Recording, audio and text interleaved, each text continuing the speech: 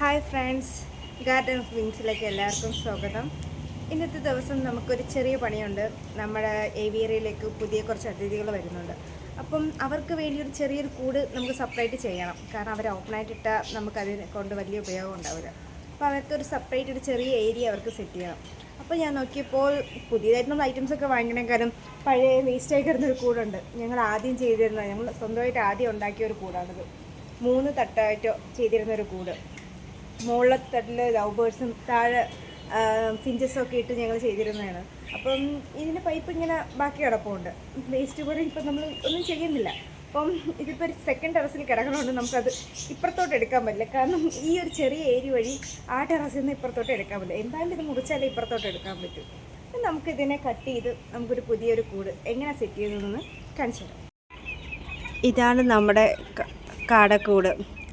നമ്മൾ പഴയ ഒരു കിളിക്കൂടിനെ മുറിച്ച് ചെറുതാക്കിയാണ് ഞാൻ ഈ കാടയ്ക്ക് വേണ്ടിയിട്ട് ഈ കൂട് സെറ്റ് ചെയ്തിരിക്കുന്നത്. ഒരു 3 ദിവസത്തെ പണിയുണ്ടായിരുന്നു. ആദ്യം വാങ്ങിച്ച് നെറ്റ് തികഞ്ഞില്ല, ഇല്ലെങ്കിൽ 2 ദിവസം കൊണ്ട് തീർക്കാവുന്ന പണിയേ ഉണ്ടായിരുന്നുള്ളൂ.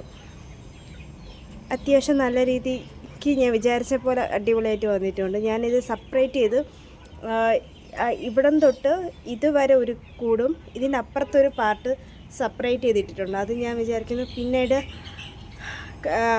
ആൺകാടകൾ അങ്ങോട്ട് മാറ്റാം, പെൺകാടകൾക്ക് ഇത് വലിയ കേജും അങ്ങനെ സെപ്പറേറ്റ് ചെയ്ത് ഇടാമെന്ന്.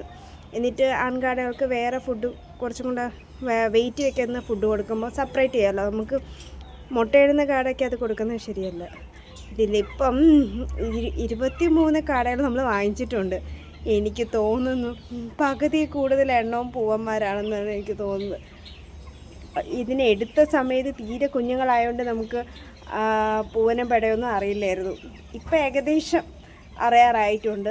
പറയാൻ വയ്യ, കംപ്ലീറ്റ് കൂടുതൽ എണ്ണവും പൂവന്മാരാണ്. അപ്പം മിക്കവാറും വലിയ കൂട് പൂവനും ചെറിയ കൂട് പെടയ്ക്കുമായിട്ട് തിരിക്കേണ്ടി വരുമെന്ന് തോന്നുന്നു. പറഞ്ഞിട്ട് കാര്യമില്ല. പക്ഷെ അത്യാവശ്യം ഞാൻ വിചാരിച്ച പോലെ കൂട് സെറ്റ് ആയിക്കണം. ഇതിൻ്റെ കൂടിൻ്റെ ഓപ്പണിങ് ഞാൻ മുകളിലാണ് കൊടുത്തിരിക്കുന്നത്. മുകളിൽ ജസ്റ്റ് ഒരു ഹോളിട്ടിട്ട് അവിടെ ഒരു ചെറിയൊരു കമ്പി വെച്ച് ഇത്രയേ ഉള്ളൂ സെറ്റപ്പ് ചെയ്തിട്ടുള്ളൂ. ഇത് ഓപ്പൺ ചെയ്യാൻ പറ്റും. എവിടെ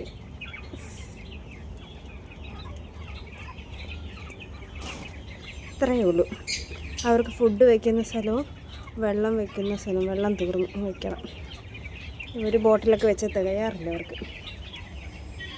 ഇപ്പുറത്തെ സെക്കൻഡ് കൂട് ചെറിയൊരു കൂട് ചെയ്തിരിക്കുന്നത്. ഇതിൻ്റെ ആക്ച്വലി അതിന് ഞാൻ ഡോറ് കൊടുത്തില്ല. അതിലേക്ക് പാള ഇടാറായില്ലല്ലോ എന്ന് വിചാരിച്ച് ഞാൻ അത് ചെയ്തിട്ടില്ല. ഇനി അവിടെ ഒരു ഡോറും കൂടെ ചെയ്തിട്ട് കാടകളെ സെപ്പറേറ്റ് ചെയ്യണം. ഇതുവരെ മുട്ടയൊന്നും ഇട്ട് തുടങ്ങിയിട്ടില്ല.